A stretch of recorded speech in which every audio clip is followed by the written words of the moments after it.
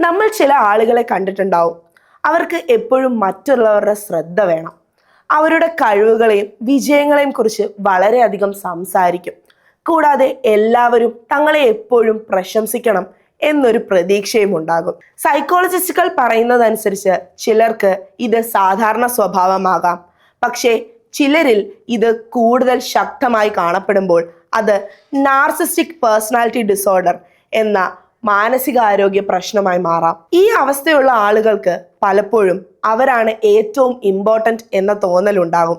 അവർക്ക് മറ്റുള്ളവരുടെ ശ്രദ്ധയും അംഗീകാരവും നിരന്തരം ലഭിക്കണം എന്ന ആഗ്രഹം മാത്രമേ ഉണ്ടാകുകയുള്ളൂ. പക്ഷേ സൈക്കോളജിസ്റ്റുകൾ പറയുന്ന മറ്റൊരു കാര്യമാണ്, പുറമേക്ക് ഇവർ വളരെ ആത്മവിശ്വാസമുള്ളവരായി തോന്നിച്ചാലും അവരുടെ ഉള്ളിൽ പലപ്പോഴും സ്വന്തം മൂല്യത്തെക്കുറിച്ചുള്ള സംശയവും ആത്മവിശ്വാസക്കുറവും ഉണ്ടാകാം.